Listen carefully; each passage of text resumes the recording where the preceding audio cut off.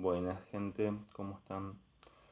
Hoy vamos a continuar con el Martín Fierro, puntualmente con el contexto de producción. Como habíamos hablado en su momento, eh, el tema de la doble legalidad, en este caso les voy a explicar que el autor de Martín Fierro, José Hernández, lo que hizo fue acaparar a la voz del gaucho, ¿sí? A los gauchos. Como les había explicado antes, la situación de la doble legalidad encontraba al gaucho en una situación de absoluta desventaja y criterios injustos en base a el traspaso a la modernidad. Si piensen que de pronto o sea, el gaucho es propio de una zona donde todo es de todos, podríamos decir, porque no había divisiones, o las divisiones que había eran muy rudimentarias y de pronto se encuentran con una situación absolutamente diferente donde se hacen las campañas al desierto, ¿sí? Los grandes terratenientes empiezan a tomar enormes extensiones de tierra y de pronto la gente libre que estaba fuera del contexto productivo del propio del capitalismo se encuentra en una situación de capitalismo salvaje en donde lo mío, lo tuyo y lo de aquel termina siendo solo parte de un otro. Eso no significa que Martín Fierro, por ejemplo, no tenía un dueño de una estancia. Pero el tema de la situación del dueño de la estancia se daba en una situación de justicia e igualdad y la situación que le pasa a él posteriormente por el enfrentamiento contra el malón, o sea, contra los aborígenes que se empezaron a agrupar en diferentes comunidades de batalla o contingentes de batalla, cambian toda la situación. O sea, en la situación de producción hay que comprender que el enfrentamiento contra el malón se hizo de una manera asquerosa, asquerosa y repudiable para todo lo que es la situación argentina. Es una deshonra para nosotros. O sea, lo explico de una manera muy determinante.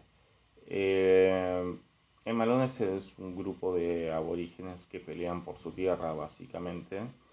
Y como Argentina no tenía en ese momento una fuerza militar extrema para poder enfrentar al aborigen, o sea, al malón, lo que se hace es tomar a los gauchos que están acostumbrados a el frío, al hambre, a la pobreza, a enfrentarse contra perros y contra animales típicos del campo, a una costa de su propia vida, y los llevan a la frontera.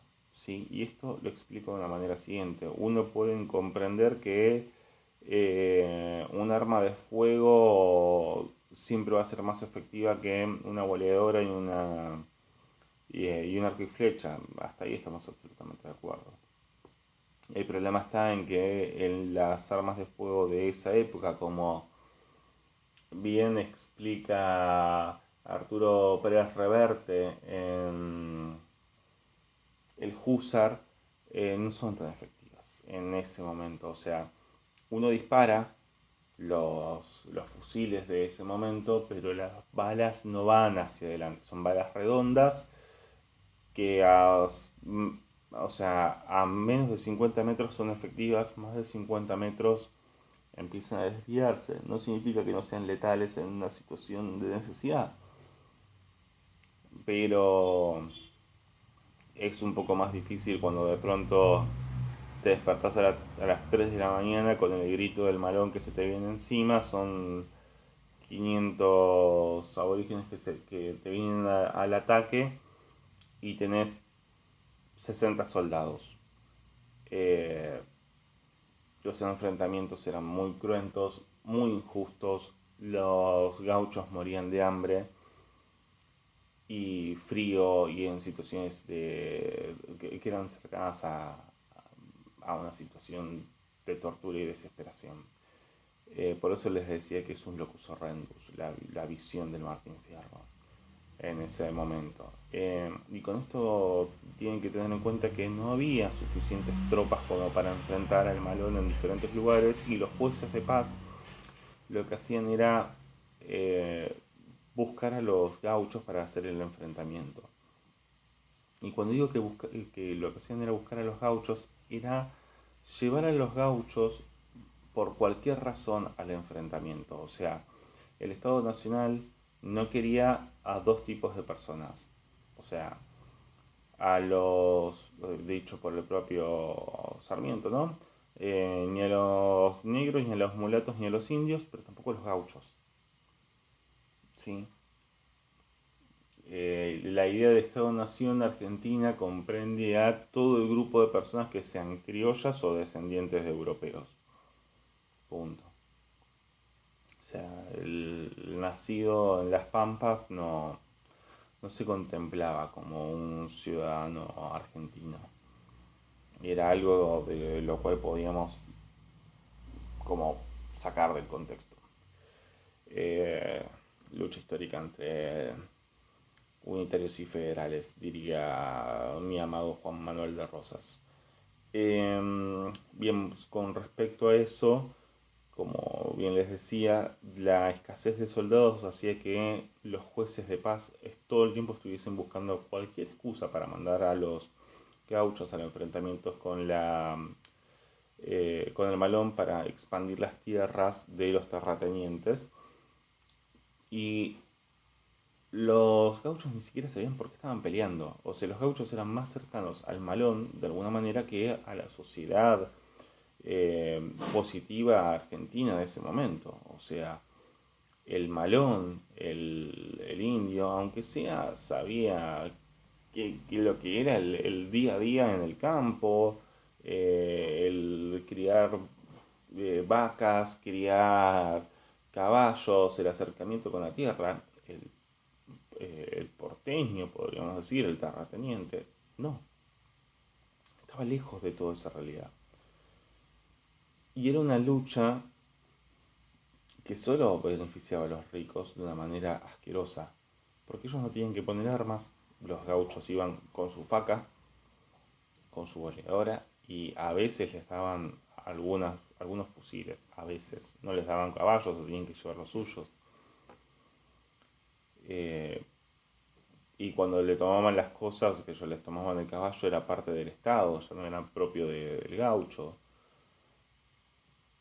O sea, y todo para el beneficio de unos pocos, porque cuando terminan los enfrentamientos, los que se quedan con esas tierras no son la gente del Estado Nacional, sino que son los grandes terratenientes, o sea, dícese eh, los Anchorena, los Martínez de Hoz, o sea, tantos otros. O sea, que no pusieron un peso, se llevaron el esfuerzo y la sangre de miles de personas, y el Estado se los permitió.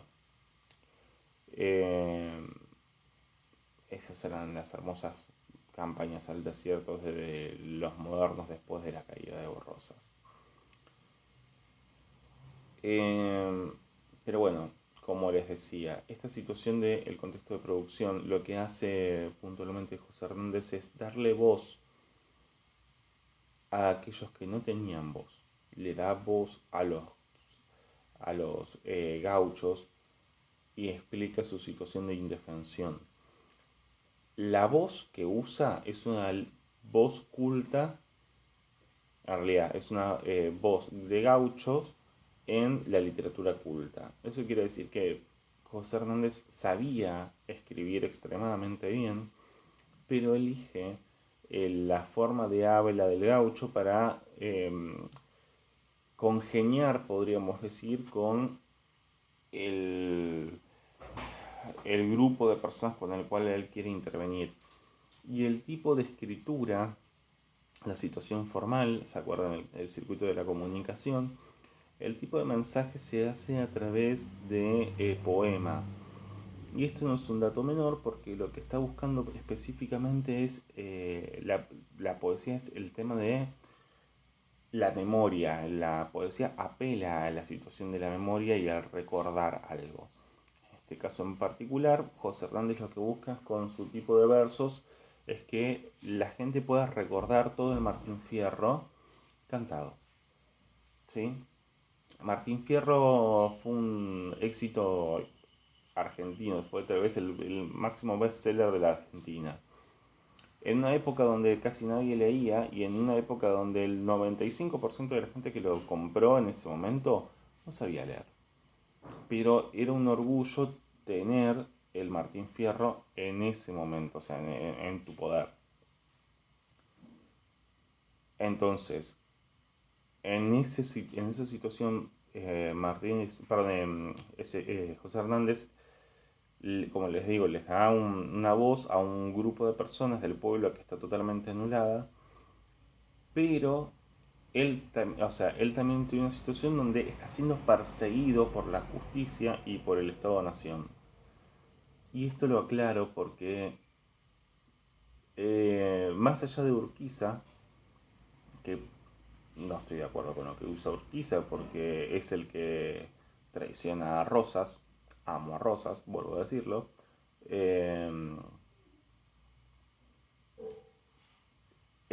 para mí es el primer gran y enorme panqueque de la historia argentina. La ida del gaucho Martín Fierro es una obra que atenta contra las situaciones propias del Estado-Nación en una situación de injusticia y desigualdad. Mientras que la vuelta es una situación donde se le dice al gaucho, no importa que te golpeen, que te humillen, que te manden a matar o a la muerte, es indistinto. Lo que importa es el Estado y hay que defender a las situaciones del Estado porque somos argentinos y nacionalistas. No importa si te humillan, vos tenés que aceptarlo. Esa es la idea de la vuelta de Martín Fierro. Panquequeo asqueroso. No vamos a trabajar la vuelta. Nadie merece trabajar la vuelta de Martín Fierro. Bien, gente, espero les haya gustado y buena semana.